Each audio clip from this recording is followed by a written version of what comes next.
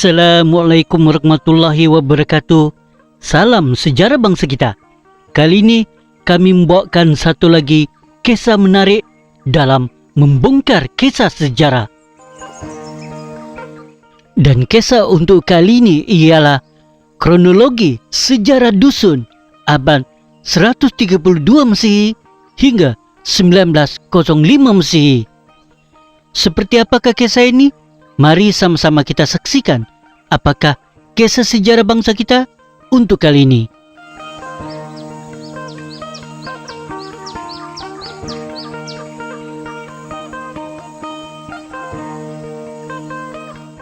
Permulaan adab dusun di pantai barat Borneo, di mana mula terbentuknya kaum Porto Dusunik.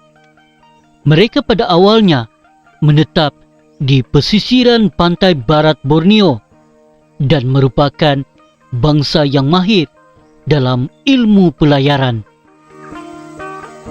Penempatan mereka disebut Ye Tiao oleh catatan Cina dengan raja mereka bernama Tiao Pen. Ptolemy menyebut kawasan ini dengan istilah Ibadio, di mana terdapat gunung tinggi, yaitu Gunung Kinabalu. Gunung yang sering dikunjungi oleh tuhan-tuhan mereka. Catatan Badrel 1941.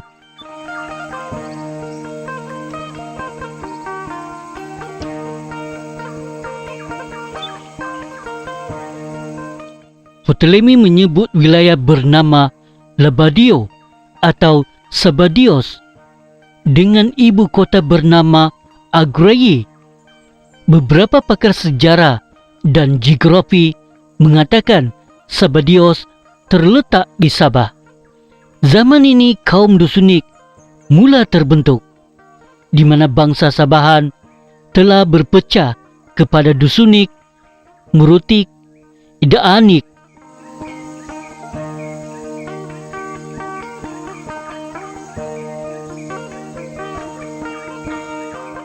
Menurut catatan Cina, Ciupo, kerajaan terawal di Sabah, terbentuk bersama satu kerajaan lain bernama Pulacong di Sarawak. Penduduk di Pulacong dikatakan kanibal dan memiliki ekor.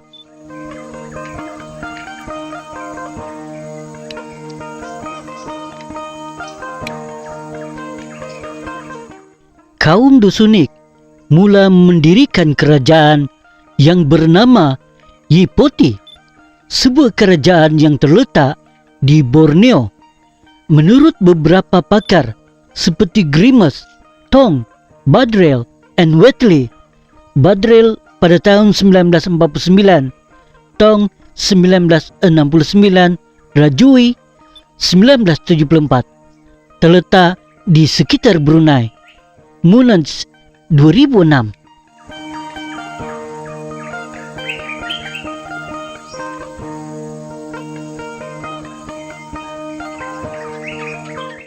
Kerajaan purba kaum dusun di Brunei bernama Poli yang terdiri daripada 136 kampung, di mana mereka menanam padi. Poli terletak di kawasan sekitar Brunei.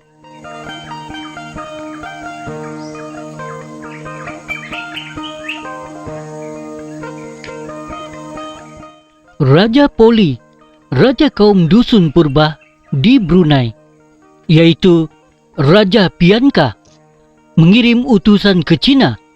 Raja ini kemudian diganti oleh Raja Hulanapo dan Raja Chantapo, di mana Raja Chantapo menurut sumber orang Cina telah mengirim utusan ke Cina pada tahun 699 Masehi.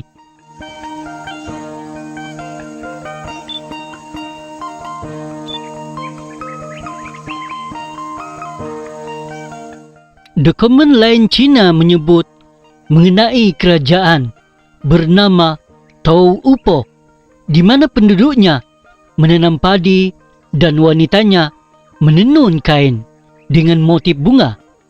Meons mengatakan bahawa Cupo dan Toupo adalah sama, di mana Gerini dan Badrel di Borneo.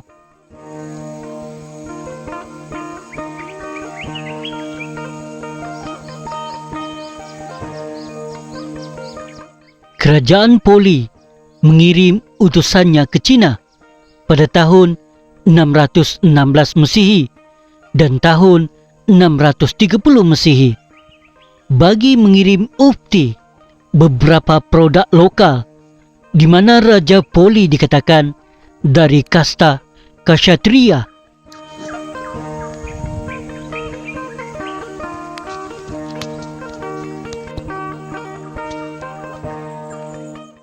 Raja Alaka Bahatara menyatukan suku-suku dusun purba, mengasaskan kerajaan bercorak empayar yang pertama bernama Wijayapura. Wilayah mereka mencakup Borneo dan Filipina.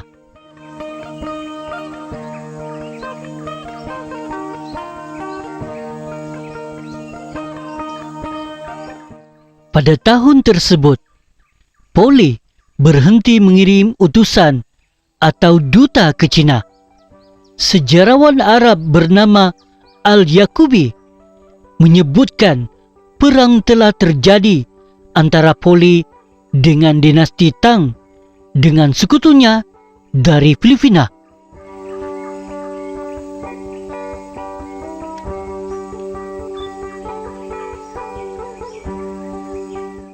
Kota tawaran, yaitu Tuaran, yang baru saja dibebaskan dari jajahan dinasti Tang, telah ditakluk pula oleh pasukan Sriwijaya Sumatera di zaman Maharaja Balaputra pada tahun 835 Masihi.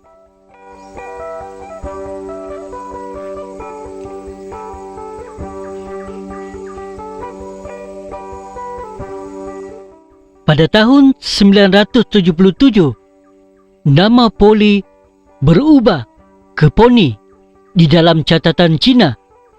Rajanya bernama Raja Srinata. Baginda telah mengirim utusan ke Cina, bererti memindahkan ketuanannya dari Sriwijaya kepada dinasti Song Cina.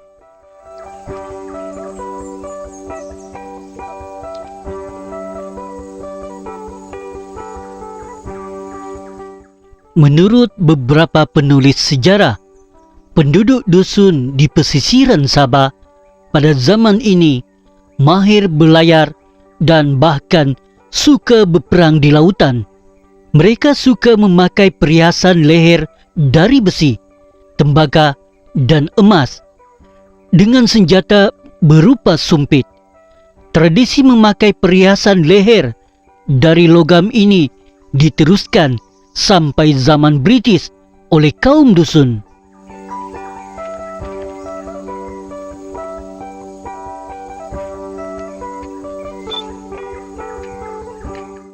Terjadi perang besar di antara kaum dusun di kerajaan Poni yang berpusat di Brunei dengan kaum Melanau Kajang di kerajaan Alakiau yang berpusat di Igan yang sebelumnya merupakan wilayah Poni.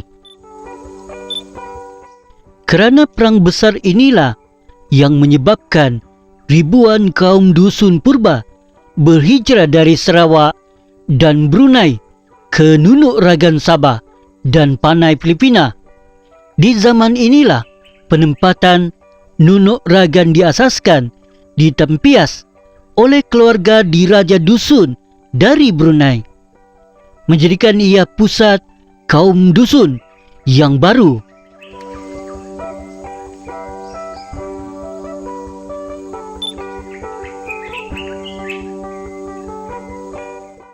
Kaum dusun purba berjaya menumpaskan Raja Tugau di Tutong dan menawan Igan di Sarawak.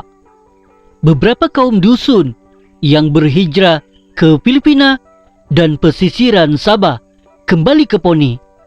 Tetapi kaum dusun di Nunuk Ragan, yaitu pendalaman Sabah tetap menetap di situ dan keturunan mereka menyebar ke seluruh Sabah.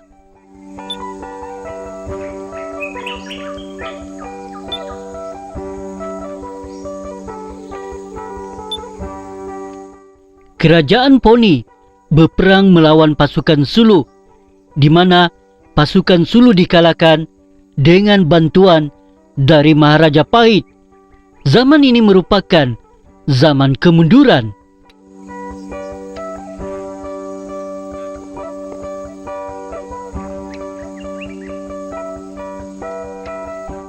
Kerajaan Kinabatangan diasaskan rajanya yang pertama memakai gelaran Maharaja. Maharaja Kinabatangan mula menakluk seluruh Kinabatangan dan kemudian menyerang Segama, di mana di situ mereka berperang melawan suku Dusun Sumpan.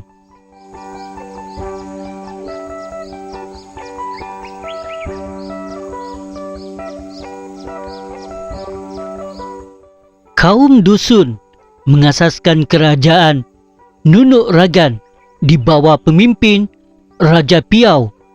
Nunuk Ragan dikawal oleh sistem PASOD, semacam sistem keselamatan tradisional yang terdiri dari hampir 1,000 orang pasukan keselamatan mengawal keselamatan Nunuk Ragan.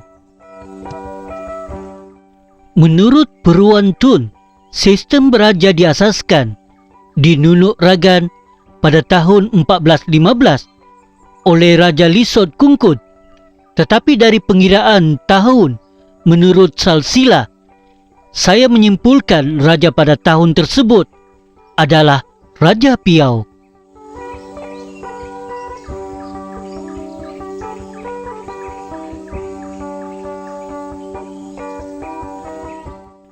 Maharaja Galam Mading yang memerintah Kerajaan Kinabatangan dan Raja Sri Paduka Prabu dari Kerajaan Nunuk Ragan telah berangkat ke China mengadakan kunjungan diplomatik, mempereratkan hubungan antara kerajaan Dusun dan dinasti Ming.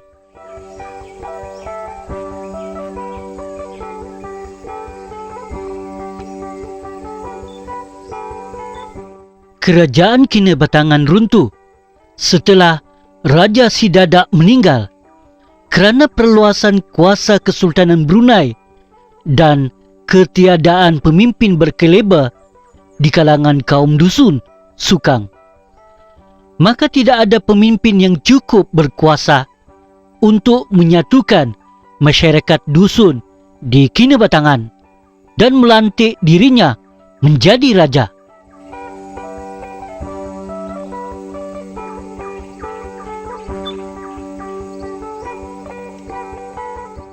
Kaum Lundaye telah berpindah ke Teluk Brunei, mengasaskan penempatan di Kampung Air Brunei dan mengasaskan Kesultanan Brunei pada tahun 1515 Masihi, dan raja mereka telah menganut Islam antara tahun 1514 atau 1515.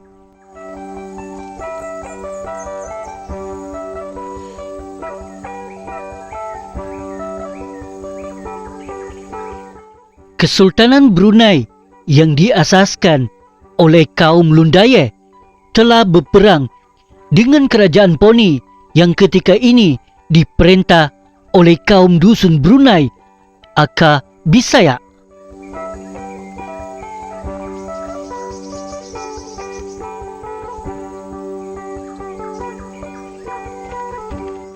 Raja Dusun di pesisiran Sabah yang bernama Dato' Hila yang memiliki kerajaan bernama Rantungan telah kalah perang dengan Kesultanan Brunei. Dengan ribuan pasukan Lundaye, sebanyak 1,000 orang tentera Dato' Hila terbunuh dan 1,000 rakyatnya lagi ditawan.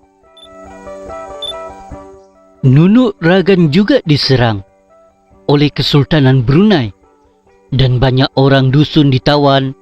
Tetapi kerana Nunuk Ragan memiliki populasi dusun yang besar. Maka wilayah ini kemudian membebaskan diri, mengusir pasukan Brunei, kemudian menjadi negara merdeka dengan raja mereka sendiri, yaitu Raja Kungkut.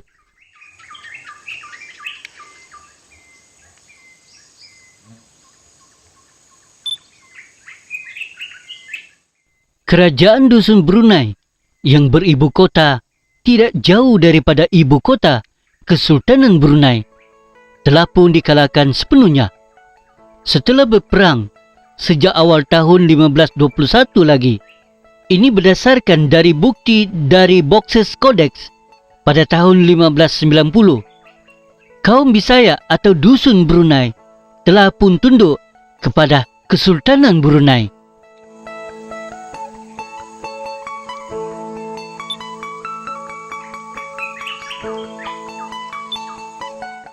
Perang saudara di Brunei, Sultan Muhyiddin membunuh Sultan Abdul Hakim Mubin pada tahun 1673, menyebabkan penghijrahan pengikutnya ke Sabah.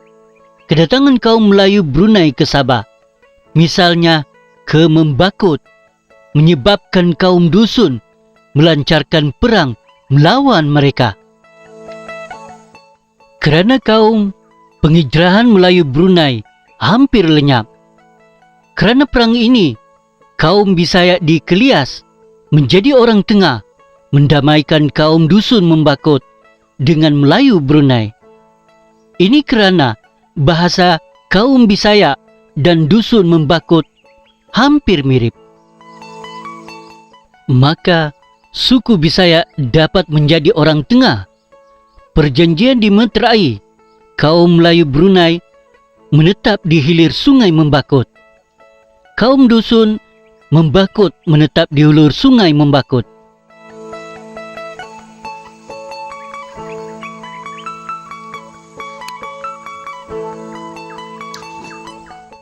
Raja dusun yang terakhir, yaitu Raja Sompon, meninggal dunia.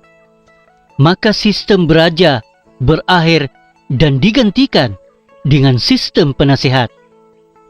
Anak Raja Sompon, yaitu Bintor, menjadi penasihat yang pertama.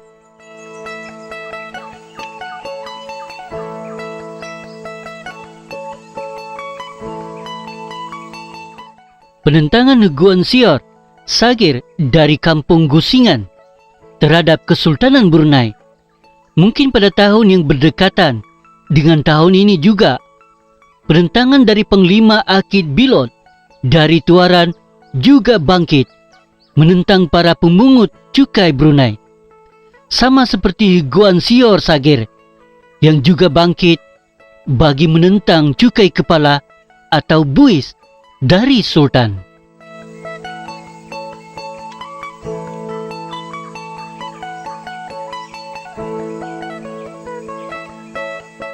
Penentangan Guan Xiao Losou atau juga dikenali dengan nama Guan Xiao Bowang melawan Brunei, di mana beliau direkod sebagai ketua kampung Gunsing pada tahun 1885.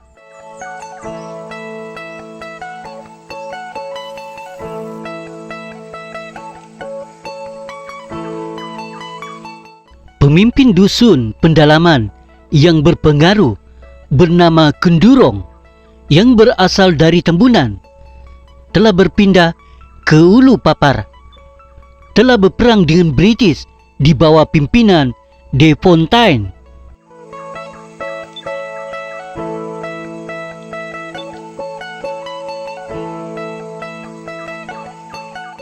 Gadong, pemimpin dusun dari Ulu Tempasuk, menyerang wilayah British di Tuaran. Pihak kompani British membalas 8 buah kampung dusun dibakar oleh pihak kompani British.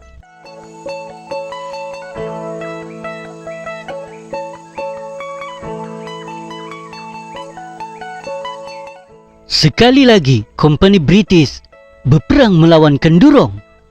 Perkampungan-perkampungan dusun yang melawan kompani British mulai dari Dampong sampai ke Bankau di Pergunungan Kroka. Dibakar oleh pasukan kompani British, ketua-ketua kampung dusun yang kalah perang terpaksa berdamai dengan pihak British. Tetapi Kandurong pula terus menentang British bersama pengikutnya.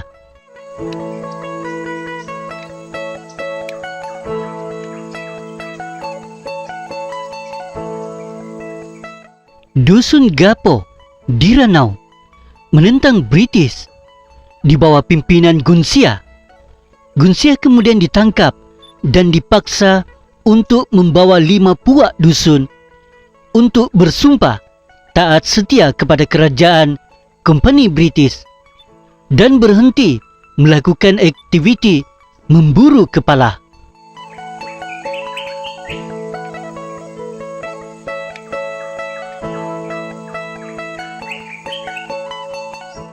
Kaum dusun Nilumat Ranau bangkit menentang kompani British.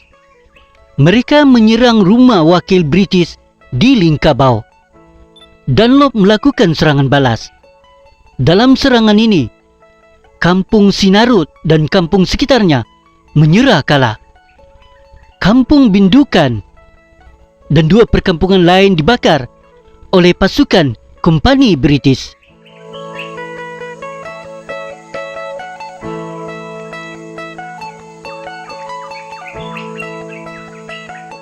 Setelah berperang selama 9 tahun, Kandurong berdamai dengan pihak British. Para pengikutnya yang lain terus menentang kompani British.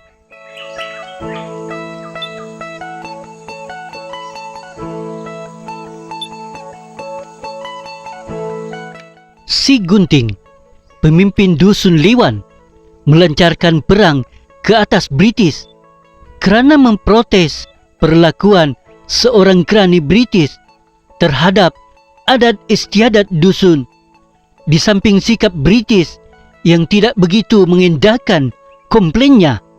Balai polis di Serinsim dibakar.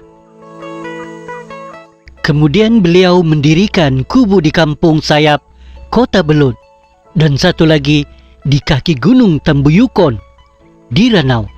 Si Gunting berperang dengan British dari 1894 hingga 1905 selama 9 tahun sebelum beliau berdamai dengan British pada tahun 1905. Beliau meninggal pada tahun 1906 di usia 47 tahun.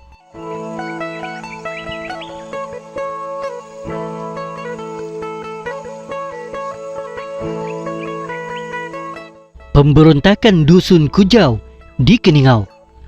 Penentangan ini berjaya dihentikan oleh E.H. Berwood. Sebanyak 8 pemimpin Dusun Kujau ditangkap. Kaum Dusun Kujau diminta bersumpah setia kepada kompani. Sebanyak 200 orang lelaki Dusun Kujau kemudian dihukum menjadi buruh membuat jalan Keningau Kimanis. Selain itu, Dusun Kujau yang terlibat dalam penentangan juga diarahkan untuk memindahkan kampung-kampung mereka dekat dengan stesen kompani British.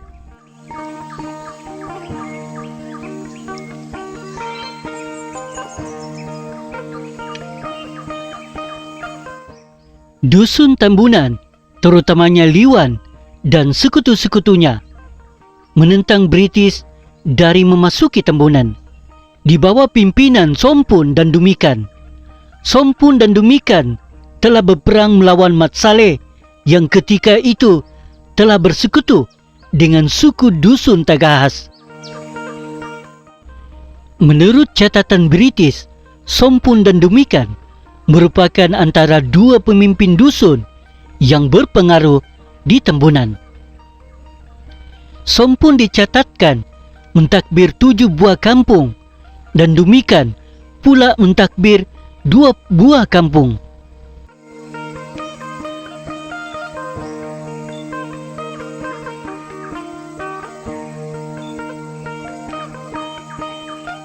Gubernur L.P. Buford sampai ke Keningau pada awal tahun 1899 bersamaan D.O. Master Fraser dan polis pengiring.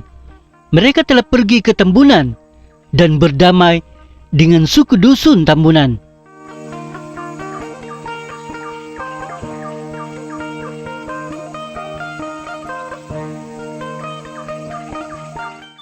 Sebanyak 1,000 orang dusun bersama 300 orang bajau suluk Iranon dari pasukan Mat Saleh kalah perang dengan kompani British di Tambunan. Maka berakhirlah penentangan dusun Tambunan terhadap British. Sebanyak 93 orang pengikut Mat Saleh terbunuh. Sementara sekutu dusun mereka pula antara 200 atau 300 terbunuh. Ada laporan lain mengatakan 1,000 orang keseluruhannya terbunuh.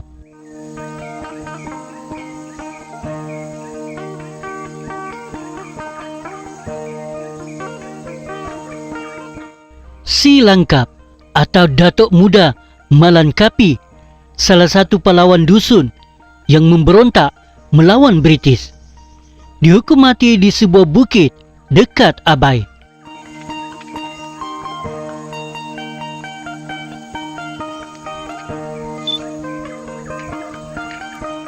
Pejuang dusun yang menentang kompani British, yaitu Si Gunting, berdamai dengan British. Setahun kemudian dia meninggal di usia 47 tahun. Maka berakhirlah penentangan dusun terhadap kompani British yang terjadi selama 22 tahun, bermula dari tahun 1883 hingga 1905.